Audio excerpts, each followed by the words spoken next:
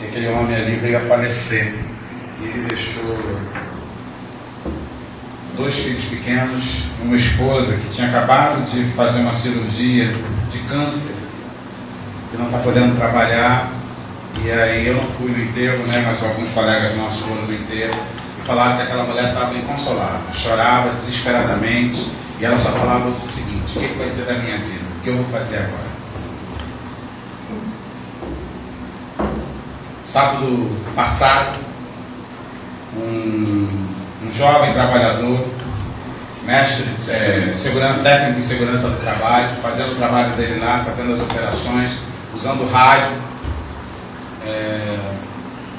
no meio daquele pátio enorme lá de uma siderurgia sendo construída, ou melhor, de uma empresa de automóveis sendo construída aqui em Volta Redonda. Um outro caminhão enorme que vinha manobrando, trazendo aqueles containers enormes, dando head, traseira, fazendo aquele barulho característico, né, da ré que os caminhões dão. Ele ao rádio não percebeu, o caminhão foi e passou por cima dele. Levaram ele correndo para o hospital ainda com vida, mas não teve condição.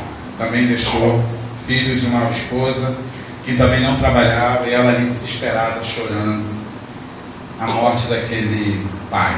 E eu poderia ficar aqui a noite toda contando histórias terríveis e tristes, onde as pessoas choraram terrivelmente porque uma tragédia lhes acometeu.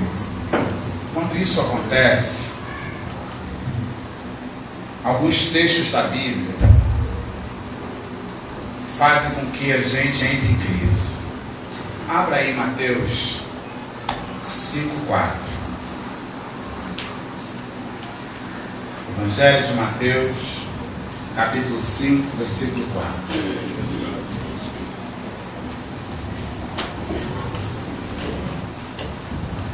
Meu querido, se você tiver com o seu celular ligado, por favor, desligue ele. Se não puder desligar, coloque ele no vibratal, por gentileza. Pedir para você evitar de levantar, de ir ao banheiro, beber água. Se você tem filho pequeno, seu filho não foi para a classe, segura ele aí perto de você. Nós vamos prestar atenção agora na meditação da palavra. Vocês abriram aí Mateus 5:4? O que diz aí na sua Bíblia em Mateus 5:4? Vamos ler todos juntos? Bem-aventurados que choram, porque não serão consolados. Eu quero ficar só com a primeira parte do versículo. Bem-aventurados os que choram. A palavra bem-aventurado quer dizer o quê? Feliz. Então vamos trocar e vamos agora falar o versículo trocando a palavra bem-aventurado por feliz, ou felizes. Todos juntos. Felizes os que choram, porque eles serão consolados. Felizes os que choram. O evangelho que tem sido pregado aí, da prosperidade, não conhece esse versículo. Esse evangelho que está sendo pregado nas televisões, eu até me esforço, né? Eu às vezes faço um esforço de assistir algum programa de televisão, mas a gente vê algumas coisas que nos chocam, e uma delas é essa: é que crente não pode sofrer. Opa! E o que ele faz com esse versículo de Jesus? Feliz é o que chora. A gente não chora só de alegria. A maioria dos nossos choros é por quê?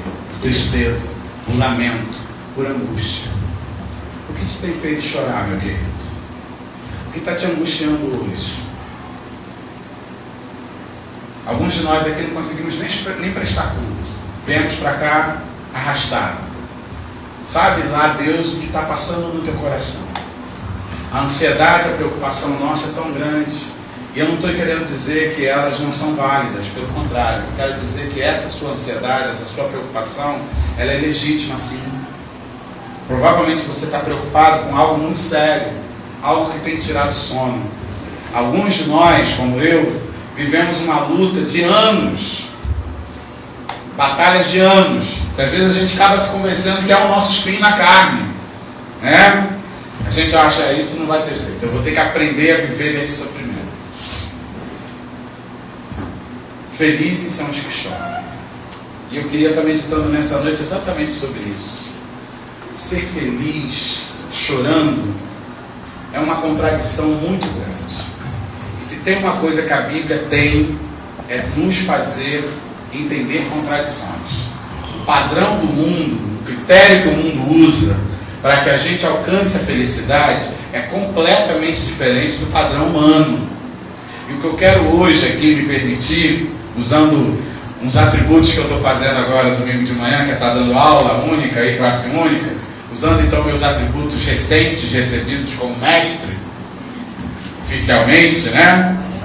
Eu quero desconstruir na sua mente, no seu coração, os motivos que estão te levando a acreditar que se você conseguir determinada coisa, isso vai te fazer feliz.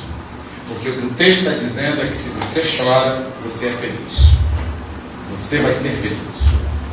E é exatamente nessa caminhada que a gente quer trabalhar com vocês. Mas em cima de um choro e de um lamento que faz toda a diferença, que é o choro de Jesus. Em determinado momento na vida de Cristo, onde a gente conhece, o pessoal aí que é mais tempo de igreja, qual é o menor versículo da Bíblia? Jesus chorou. Jesus chorou. Meu Deus, o teu Deus chorou.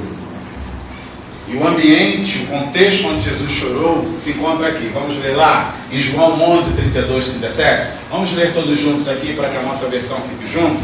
Mas marca na sua Bíblia para confirmar se essa versão que eu estou colocando aqui está correta. Você tem um compromisso de quando chegar em casa durante a semana, dar uma lida lá para ver se é isso mesmo que está dizendo o texto, de estar fazendo as anotações das suas dúvidas, tá bom? Você não precisa ficar preocupado, você pode rabiscar sim a sua Bíblia, amém? Você pode sim marcar, venha para o culto, traga suas canetinhas coloridas lá, marca texto, traga suas canetas, faça as suas anotações do lado para tirar as suas dúvidas e para marcar. Queridos, eu tenho uma experiência, vou abrir aqui uma exceção. Eu tenho várias, essa Bíblia aqui eu devo ter ela já uns 20 anos, essa que eu estou usando aqui agora.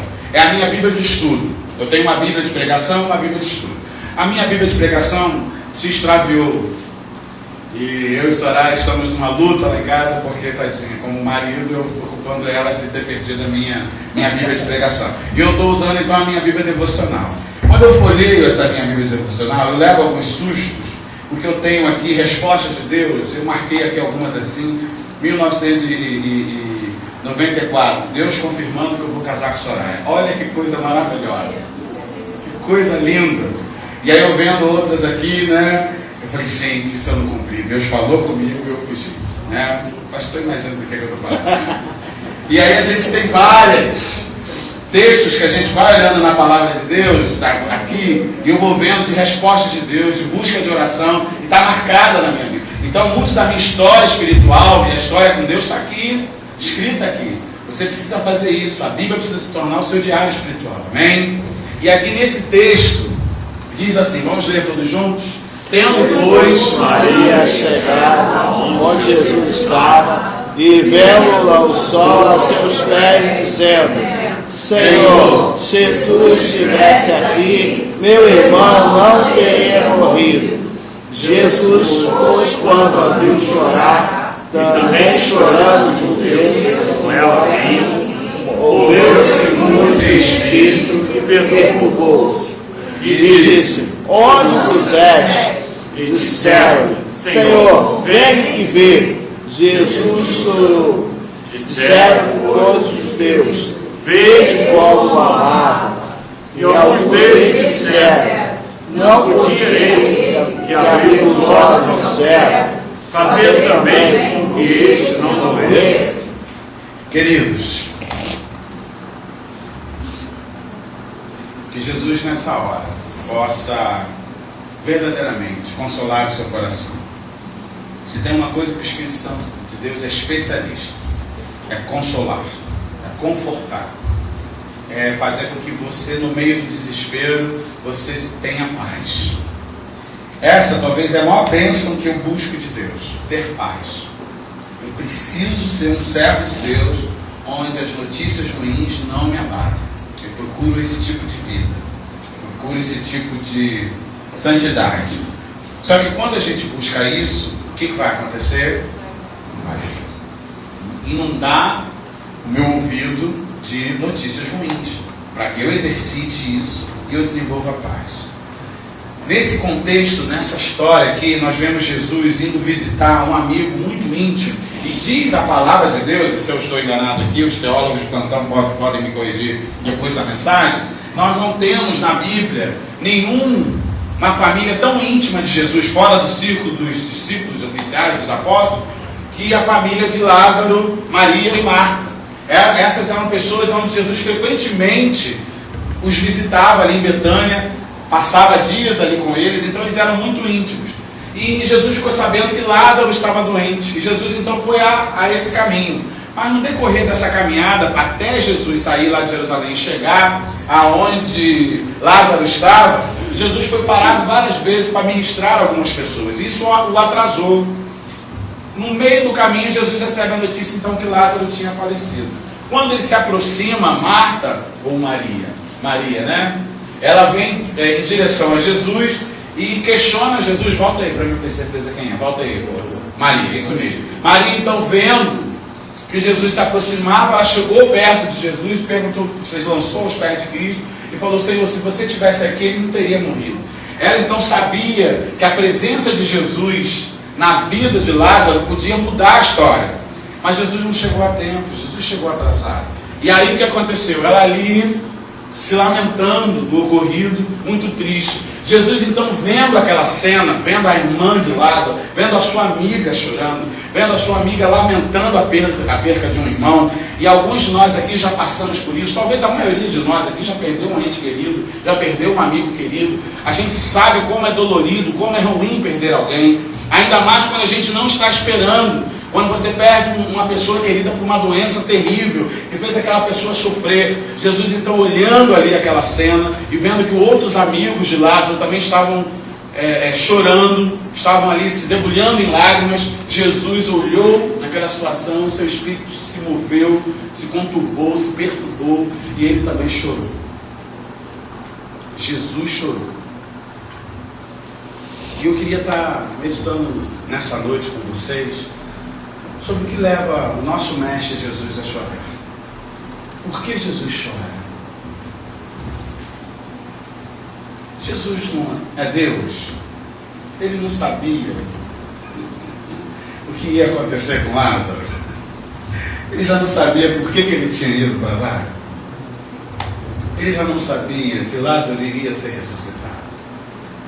Aí, queridos, uma das grandes coisas, que essa é a base do nosso evangelho, é por isso que a gente está aqui acreditando em Deus, é que por mais que Deus seja Deus, por mais que Ele seja soberano, e por mais que Ele tenha a solução do seu problema, por mais que Ele já saiba como resolver a luta que você está, Deus não se abstém, Deus não se afasta de se envolver na sua vida e de se compadecer, de se envolver com o seu problema e de sentir a tua dor. Aleluia! Amém. Mesmo Ele sendo Deus, mesmo Ele tendo a solução, como um filho, como um pai, que quando o filho vem chorando porque machucou o joelho, nós como pais sabemos que aquilo não é nada, é só um arranhão. Nós sabemos que um bom metiolate, um bom mercúrio, né, um bom polvidine vai resolver a situação. Já temos isso guardado no armário. Se vocês são filhos, pais de filho como o meu, tem um estoque guardado disso lá em casa. Eu forneço aos meus vizinhos esse tipo de material. Mas quando aquele menino vem em pranto, chorando, com aquele olhinho do gato lá, do gato de botas lá, né, olhando para a gente assim, não tem como eu não me comover. Não tem como eu chorar com o Gabriel. Não tem como eu sentir a dor dele e pedir para Deus. Eu queria eu sentir essa dor. Um simples arranhão. Que dirá o vosso Pai que está no céu. Não se dói, não lamenta e não sofre com a sua dor. Você crê nisso, meu querido? Que esse sofrimento que você está aí, você não está sozinho. Jesus também está sentindo a mesma dor que você está sentindo. Que Ele está sofrendo da mesma forma que você está sofrendo. O que leva, os motivos, as coisas que levam Jesus a chorar? Que que as coisas, os motivos, as razões que levam Jesus ao pranto. A primeira coisa é que Jesus se importa com o seu sofrimento, como eu falei agora, amém? Ele chora por você, independente do poder que ele tem, independente da solução que ele já sabe. Ele não ignora o seu sentimento, ele não despreza a sua dor. O mundo despreza a nossa dor. Uma das coisas mais angustiantes para alguém que está sofrendo dor, para alguém que está doente, é quando vai ser atendido. E quando eu vejo essa cena, eu tenho vontade, me perdoe aí, gente, não se escandaliza não, tá bom? Quem está visitando a gente aqui, tá? Mas dá vontade de pular no pescoço daquele médico que nem olha para você. O que você está sentindo? Né? Eu estava conversando, você está sentindo? Tá assim, tá sabe? Nem olha para a tua fuça, não sabe nem a cor dos seus olhos. E ele vai me dar a receita. Mas às vezes... E a receita vai no diagnóstico? Virose. Né? Aí passa meia dúzia de paracetamol pra gente. E pra gente curar a virose, daqui uma semana você já tá bom. Queridos, que a gente precisava, às vezes, desse médico, é que ele olhasse no nosso olho, que se ele se compadecesse da gente, que ele de repente contasse uma história de como ele um dia ficou também de virose, como ele fez para resolver e tal.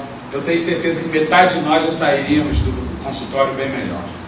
Mas o mundo hoje não se importa mais com a dor dos outros. Às vezes a gente não percebe, a gente anda com as pessoas, a gente até vê a dor nos olhos, o sofrimento. Alguns de vocês, já há mais ou menos uns 15 dias, eu tenho olhado no olho de vocês e eu tenho perguntado: e aí, está tudo bem? A sua palavra está me dizendo, está tudo bem, mas os seus olhos estão me dizendo o contrário. Hoje, pelo menos, eu encontrei uma que teve a coragem de falar: não está legal, não estou bem. E a gente ofereceu: estou aí, se precisar conversar. Porque a gente precisa disso, de que alguém tenha empatia com a minha dor, com o meu sofrimento.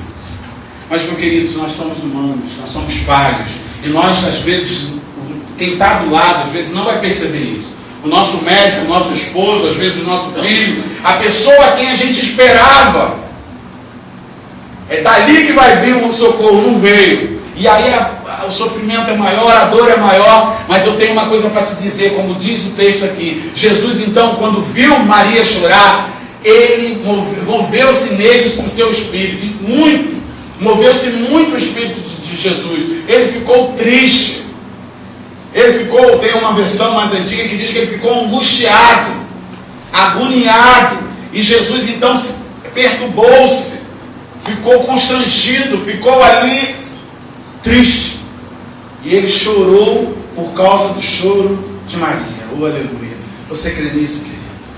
Jesus está chorando por causa da sua dor. E aí o que diz o texto? A gente tem aqui embaixo uma orientação que diz assim, todos juntos vamos ler: rasgai o vosso coração e não as vossas vestes, e convertei ao Senhor vosso Deus, porque Ele é misericordioso e compassivo e tardio em irar-se, grande em benignidade e se arrepende do mal. Então esse Deus, Ele é misericordioso, compassivo, grande em benignidade. Só um Deus assim, só um ser assim é capaz de entender a nossa dor e entender o meu sofrimento. Amém? Então esse choro, esse pranto de Cristo, uma das coisas que leva Jesus a chorar por mim e por você é isso. É porque Ele se importa com o seu sofrimento, com a sua dor. Uma segunda coisa que a gente vê nesse texto é que Ele se compadece das suas frustrações. Quando Maria chega lá e fala: Senhor, se você estivesse aqui, quantas vezes a gente não faz isso para o Senhor? Poxa, se Deus tivesse atendido a minha oração. Eu fico imaginando a frustração todos esses casos terríveis que eu contei no início, e eu esqueci de dar um detalhe de propósito. Todas essas 5 histórias que eu contei foram histórias terríveis e tristes, foram histórias que aconteceram com servos de Deus. Todas essas pessoas que eu acabei de contar agora, histórias verdadeiras, eram pessoas que eram servos de Deus, frequentavam a igreja, eram batizadas, eram tementes a Deus. E essas 5 pessoas vieram a falecer. Essas 5 pessoas se perderam. E os seus entes que ficaram ali lamuriando, lamentando, tristes, arrasados, chorando com uma grande perda. Quantos de nós aqui às vezes nos frustramos no Senhor? Poxa, mas se Deus tivesse livrado, mas se Deus tivesse convencido aquela pessoa para se converter antes, mas se Deus, isso vai gerando uma angústia na gente, né? Porque acho que uma das maiores crises teológicas que pode acontecer com a gente é quando a gente começa a questionar o agir de Deus, é quando a gente começa a questionar o seguinte: Deus, por que o Senhor não age a meu favor? Eu estava, hoje à tarde, eu e o Soraya estávamos pagando os incêndios. Essa coisa da gente trabalhar com o ministério com casais é maravilhoso, mas também é um trabalho de emergência, de bombeiro. E nessa história que a gente estava ali hoje ministrando a um grupo de casais, e um dos lamentos que a gente ouviu foi esse lamento de que eu já estou orando há anos e a minha oração não é atendida e eu já não tenho mais força para orar. E esse é um lamento justificável, esse é um lamento verdadeiro, legítimo sim. E Marta ali então, ela chega e fala: Senhor, se você estivesse aqui, Senhor, a história teria sido outra. Quantos de nós aqui temos essas frustrações da nossa fé? Quantos de nós aqui apostamos as fichas num novo emprego, que aquele novo emprego não deu em nada? Quantos de nós aqui apostamos que se eu mudasse de casa, fosse para uma casa nova, maior, seria melhor, e você depois se arrependeu de ter mudado? Quantos de nós aqui acreditou que, se eu tiver mais um filho, eu vou salvar o meu casamento, e depois do nascimento do filho, o seu casamento piorou? Quantos de vocês aqui receberam notícia de que aquele médico lá vai te ajudar, ele é muito bom, e você foi lá e o diagnóstico que ele te deu foi o mesmo que os outros já tinham dado? E a gente pode ter uma lista de histórias frustrantes, coisas que eu e você depositamos a fé, como Maria. Ela depositou a fé em Jesus. Ela acreditava que se Jesus estivesse ali, Lázaro não teria padecido, morrido. E a fé dela foi em vão naquele momento. Quantas vezes eu e você temos a sensação que a nossa fé está sendo em vão? A gente ora, pede, vem à frente, se consagra, acredita, vai ser hoje, é agora, vai mudar, mas na hora que eu sair daqui da porta, tudo continua do mesmo jeito. E aí você se fecha, você desanima, você perde a esperança, e você só tem uma frase para dizer para Jesus: poxa, Jesus, se o Senhor fizesse, seria diferente. Sabe o que me impressiona nesse texto? É que essa frustração de Maria também comoveu Jesus. Jesus também se entristeceu com essa frustração dela. Então, querido, essa frustração que você está tendo, creia, Jesus não está alheio à sua frustração, amém? Jesus não está ignorando esse seu sentimento. Jesus não está se importando com essa dor que você está tendo. Jesus não está ignorando ele não está com os olhos vendados para perceber que a sua fé está esvaziando, que a chama que arde no seu coração está fraca. E isso faz com que Jesus também chore por mim e por você. Jesus lamenta, Jesus pranteia por nós nesse momento. E aí a gente tem um texto aqui que diz que é maravilhoso, que é o Salmo 103, 13, que é um dos salmos mais conhecidos, que diz assim, todos juntos, assim como o pai se compadece de seus filhos, assim o Senhor se compadece daqueles que o têm. Essa frustração, essa dor, esse sentimento de que, puxa vida, podia ter sido diferente, não é ignorado pelo teu Deus, amém? Deus é Deus de detalhes, o nosso Deus é um Deus de sutileza. Eu cansei de ver, irmãos, tem umas histórias assim maravilhosas que a gente vê no reino de Deus. No mês passado, no último feriado, esse horário nós fomos ministrar num congresso de um retiro de jovens, e lá eu ouvi um testemunho de um irmão na fé que me encantou muito. Ele trabalhava conseguiu muito sufoco, um emprego no hospital, no pronto-socorro aqui de São Gonçalo. Isso aí há 25 anos atrás.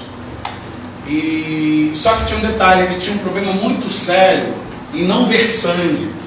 Ele é daquele tipo de pessoa que quando vê o sangue, ou sente cheiro de sangue, lhe falta as forças e ele vai desmaiar. E ele falou, Alexandre, eu não podia sequer ver uma cena na televisão de que alguém estava tirando sangue de sangue, só aquilo ali já me fazia mal. Mas Deus tinha um propósito para mim nisso. E eu até então não entendi.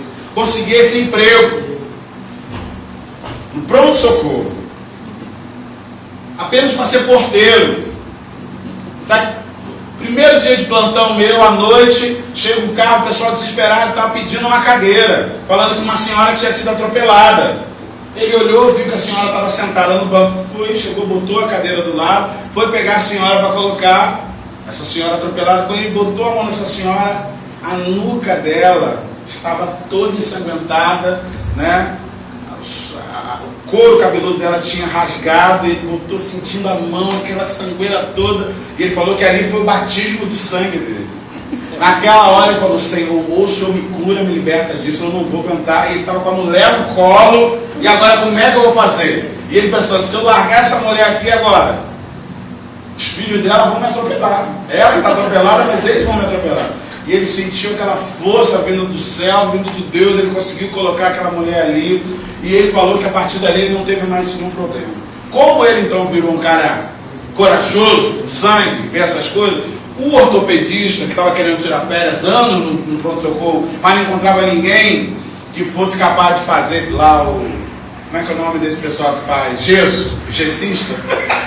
É isso mesmo, gesseiro? Né? Então, ele precisava arrumar alguém que soubesse fazer gesso, né? E ele foi, então começou a ensinar o Vanderlei. E o Vanderlei pegou e virou um gesseiro de mão cheia. Maravilhoso, então. Quando ele já estava fera nisso, apareceu 2 oportunidades de emprego para ele, mas assim, no mesmo dia, na mesma hora. 2 empregos bons. E aí ele foi e fez uma oração maravilhosa. Gente de fé, gente que acredita que Deus fala e responde.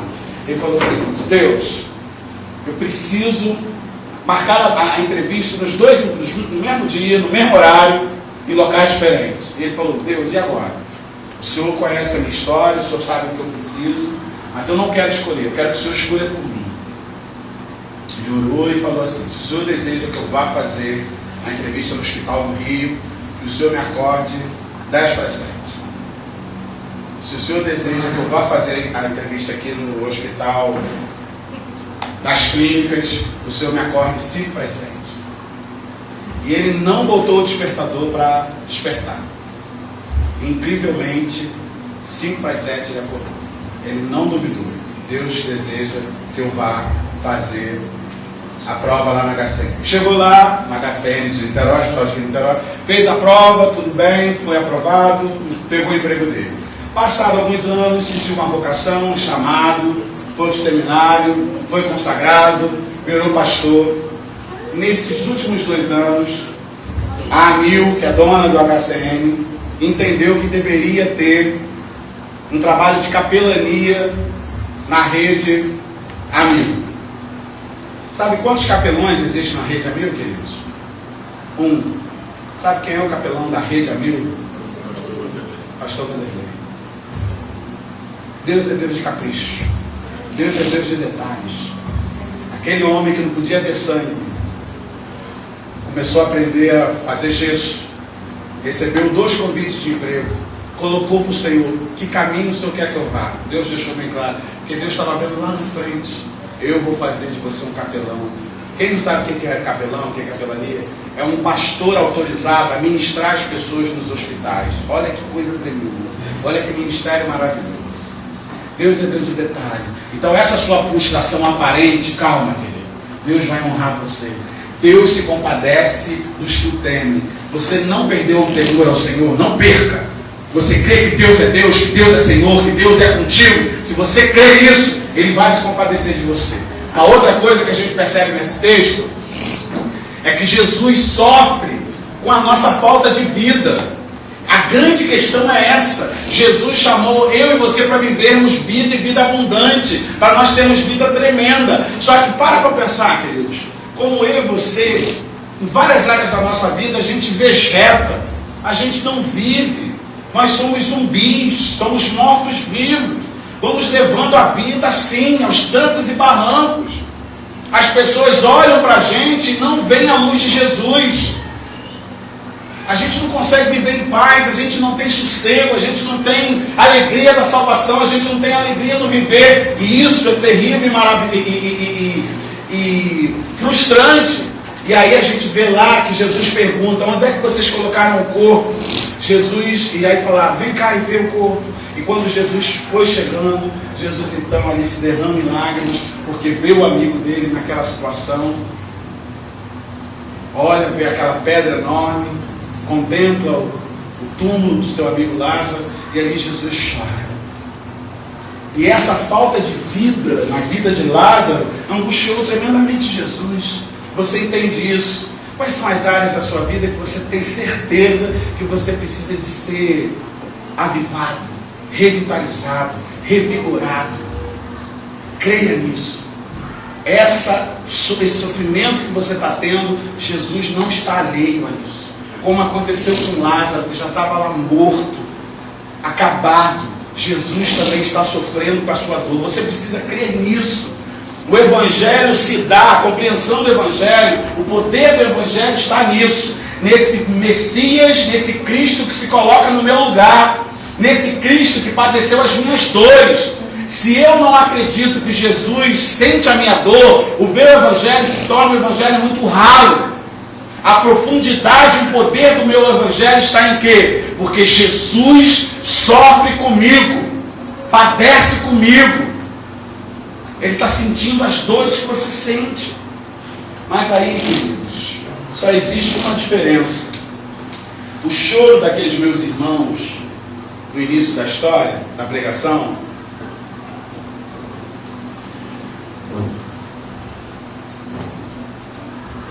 foi apenas fruto de uma grande tristeza. Só que o choro de Jesus, as lágrimas de Cristo, elas, como tudo em Cristo, elas são poderosas. As lágrimas de Jesus produzem um efeito tremendo. Então você tem que acreditar que esse Jesus, e por isso que a gente crê o seguinte: não existe mediador entre Deus e os homens a não ser Jesus Cristo. Amém? Amém. É Ele que está agora, oh, aleluia, intercedendo por mim, por você. Você crê nisso? Ele está agora lá conversando com o Pai a sua causa. Você está lá pedindo: eu preciso tanto, Senhor, que o Senhor cure o meu filho. Eu preciso tanto que o Senhor restaure o meu casamento. Eu preciso tanto que o Senhor me dê um emprego melhor. Eu preciso tanto que o Senhor me ajude a passar na faculdade. E a gente vai: eu preciso tanto, Senhor, que o Senhor me dê saúde, que o meu filho se converta, que minha vida volte a ter paz, que o Senhor me livre das drogas, me livre do vício. Essas orações todas, isso tudo que está fazendo a gente sofrer, chorar, Jesus agora está diante, oh, aleluia, glória a Deus, diante do Pai. E assim diz a palavra, sendo mediador, intercedendo por nós diante de Deus, sofrendo. Que coisa linda, maravilhosa. Você não está desamparado.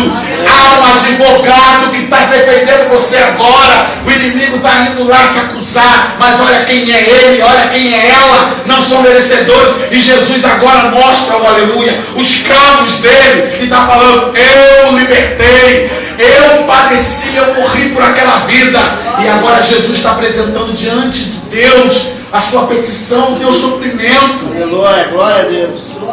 E essa lágrima, esse choro, esse pranto de Jesus, ele gera algumas bênçãos tremendas na minha vida e na sua.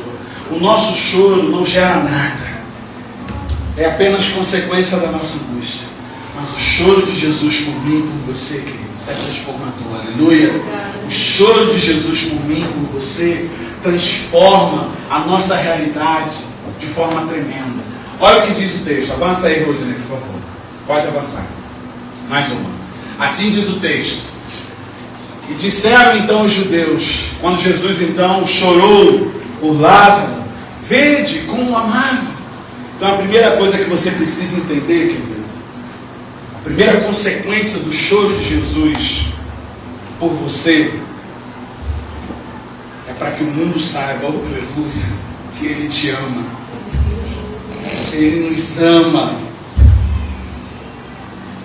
Então, querido, a primeira coisa que a gente tem que entender é o seguinte: calma, dê tempo para que as lágrimas de Cristo produzam o efeito necessário na sua vida. Amém? Jesus está chorando por nós. Esse é um tipo de mensagem que eu adoro pregar. Esses últimos 3 anos tem sido raro Deus mandar fazer uma mensagem dessa, de consolo, de esperança. Deus tem usado eu, Marquinhos, pastor, só para dar cajadada. Aí eu fiquei tão feliz quando Deus me deu essa mensagem. Ah, Deus, obrigado. Eu estava precisando disso aqui também. Você entende isso? Que se Jesus se coloca agora, aleluia, no meu lugar e seu. Vê agora, imagina, escorrendo pelas faces de Jesus aquela lágrima. E essa lágrima agora, como diz o texto, é para que os homens vejam quanto Jesus te ama. Você então entende que esse seu sofrimento vai ter e terá implicações futuras. Esse seu sofrimento não é em vão. Amém? Você não está sofrendo em vão. Há plano e há propósito de Deus para essa sua dor, para esse seu sofrimento. Por mais que você não entenda agora. Maria estava convicta, se Jesus estivesse aqui, Lázaro não teria morrido. Mas Jesus não estava e Lázaro morreu. E ela ali se desesperou e já achou, a história acabou. Mas as lágrimas de Cristo naquela hora estavam produzindo consequências tremendas e maravilhosas. E a primeira coisa que as lágrimas de Cristo produziram foi essa. Foi que as pessoas viram que Jesus amava Lázaro. Eu tenho certeza que você, como eu, quando foi consolar o seu filho, em algum momento, que ele estava chorando e seus olhos também encheram de lágrimas. Eu tenho uma experiência muito legal com o Gabriel, e aí eu comecei, meus olhos encheram de lágrimas, e ele ficou chorando porque eu estava chorando. Aí com aquela mãozinha dele pequenininha: papai, por que você está chorando, papai? E eu falei: não, filho, papai está chorando porque papai está com pena de você. Você está machucado. Ele com aquela mãozinha dele pequenininha falou: não chora não, papai, eu vou ficar bom. O choro do pai deu força ao filho. Oh, aleluia. Esse pai, se Jesus chorando por nós, vai nos revigorar e vai fazer com que eu e você entenda que Jesus nos ama. Amém?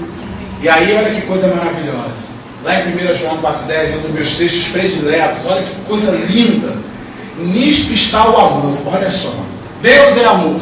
Aí agora a gente tem uma outra compreensão teológica de que é o amor. Então isso é o amor. Olha, vamos ler todos juntos? Nisto está o amor. Não em que nós tenhamos amado a Deus, mas em que Ele nos amou a nós, enviou seu Filho como propiciação pelo nosso pecado. A palavra propiciação se perdeu nos séculos, mas eu quero resgatar ela aqui para a nossa realidade. É o pagamento por uma dívida. É algo que precisa ser quitado para se resgatar outro. Então lá no Velho Testamento você tinha lá uma pia da propiciação, onde ela era preparada. Depois lá no tempo de Davi tinha o pão da propiciação. Tudo isso era o quê? Para se oferecer um sacrifício, para poder fazer o seguinte: nós pecamos e agora a gente está oferecendo algo no lugar para que o nosso pecado seja redimido. Diz o texto aqui que Deus amou tanto a gente, que Jesus foi dado como esse resgate.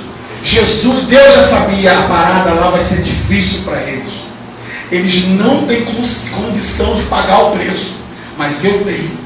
Então, filho, vai lá, me representa e diz lá para o inferno, diz lá para as trevas o seguinte: essa turma que está aí já está quitada, a propiciação já foi resolvida, eles já foram resgatados. Amém? Você crê nisso? Jesus está resgatando eu e você, nos resgatou do pecado, nos resgatou do inferno, nos tirou da escravidão, nos tirou do lamaçal, do sofrimento. Uma das coisas que eu adoro fazer na minha vida cristã é conversar com o novo crente. É maravilhoso, irmãos, ouvir os testemunhos. Ontem eu fiquei, Soraya sabe, eu fiquei maravilhado, encantado com o testemunho que eu ouvi de um homem que se converteu e falou o seguinte: eu larguei bebida, larguei fumo, larguei o jogo, larguei a traição. Meus queridos, não querendo espiritualizar, mas só demônio brabo, só pedreira, bebida, fumo, jogo e traição. Tem pessoas que passam a vida toda querendo se libertar de um desses e não conseguem. E aquele homem, pequenininho, você olha assim, não dá nada. Mas na hora que ele abriu a boca, emocionado e falando: eu quero agradecer a Deus porque tem 6 anos que Jesus me libertou, aleluia, do jogo, da bebida, do fumo, da traição. Cara, nessa hora você olha e vê esse Jesus é poderoso demais.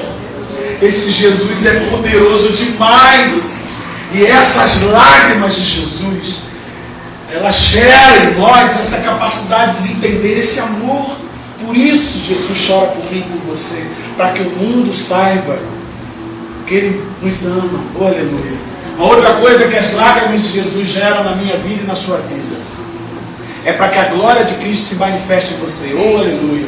E diz o texto assim: respondeu Jesus, vamos lá todos juntos: não te disse que se creres, verás a glória de Deus. Tiraram então a pedra, e Jesus, levantando os olhos ao céu, disse: Pai, graças te dou porque me ouviste. Gente, eu adoro Jesus, mas eu adoro esse homem.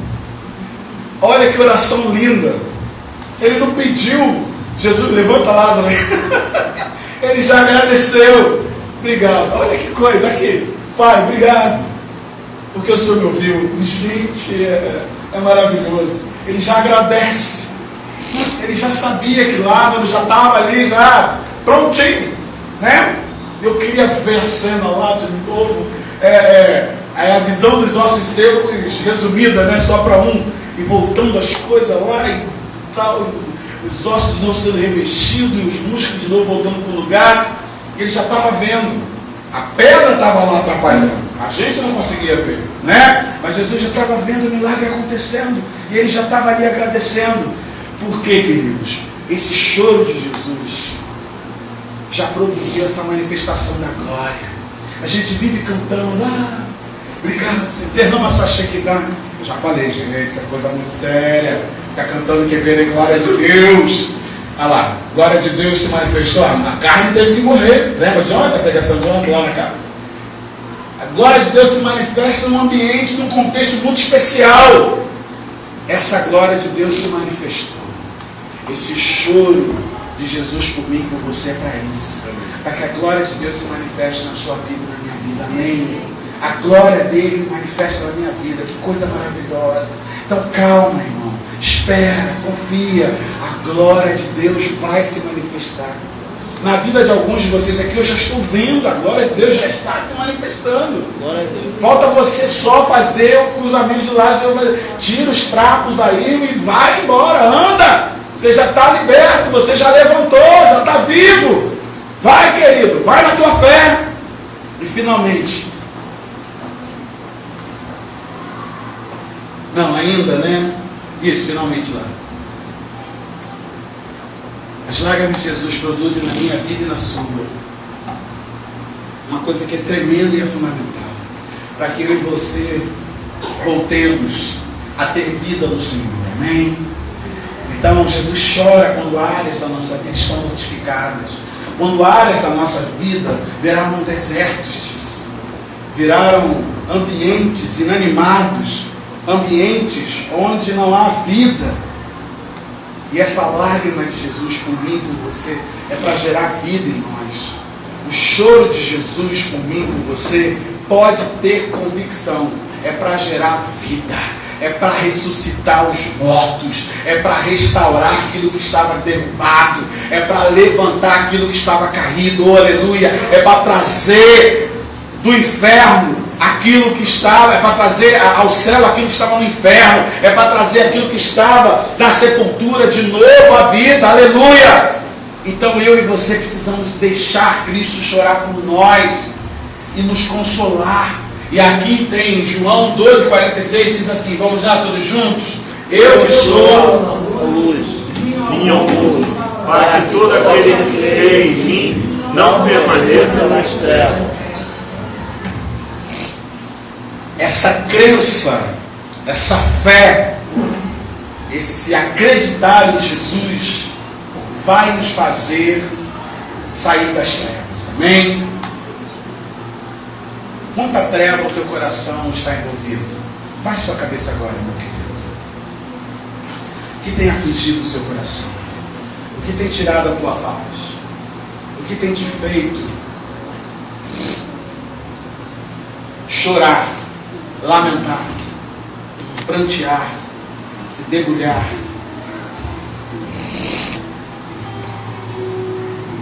Coloca agora o Senhor.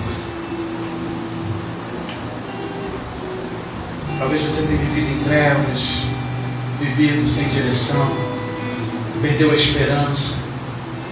Mas nessa noite, mais uma vez a graça de Jesus alcançou você, amém? Mais uma vez a graça de Jesus falou tremendamente a você, filho, filha, eu te amo, eu estou diante do Pai agora, intercedendo por você.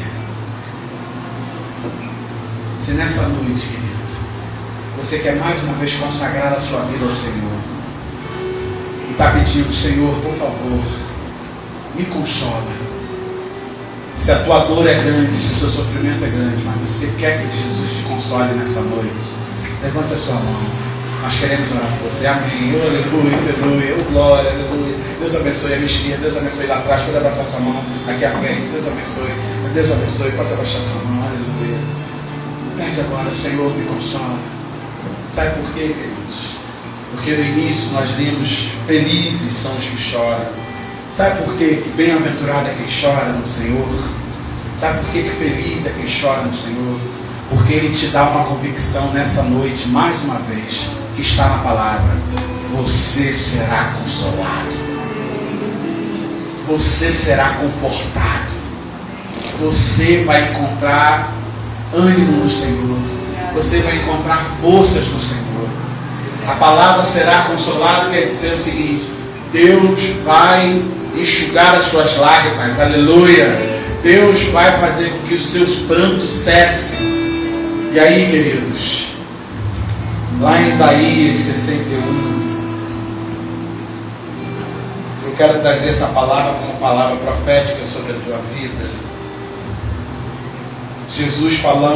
Isaías falando sobre Jesus, ele diz assim que Jesus virá a pregoar, oh aleluia, e assim diz o Senhor, que Jesus virá a pregoar o ano aceitável do Senhor, o dia da vingança do nosso Deus, e a consolar todos os tristes de coração, a ordenar acerca dos que choram em Sião, que lhes deu um véu em vez de cinzas, óleo de alegria em vez de pranto, vestidos de louvor em vez de espírito angustiado, a fim de que se chamem carvalhos de justiça, plantação do Senhor, para que Ele seja glorificado. Oh, aleluia. Você que levantou a sua mão, vem aqui à frente agora. A gente vai estar orando. Venha sem vergonha, venha sem temor, venha com entrega, venha com coragem, venha pedindo: Senhor, manifesta a tua glória na minha vida.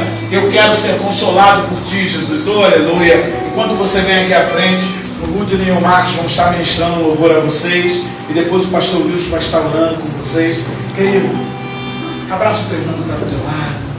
Uma das coisas maravilhosas do reino, uma das coisas maravilhosas de sermos crentes, é sentir essa mão gostosa desse irmão na fé, porque é o braço de Cristo, é o toque de Jesus na nossa vida.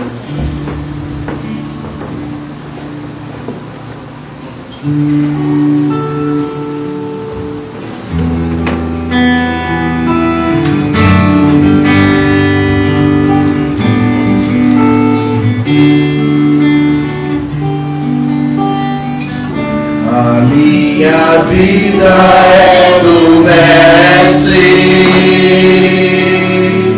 meu coração é do meu Mestre, o meu caminho é do Mestre, minha esperança é meu Mestre, a minha vida é do Mestre, meu coração é do meu Mestre,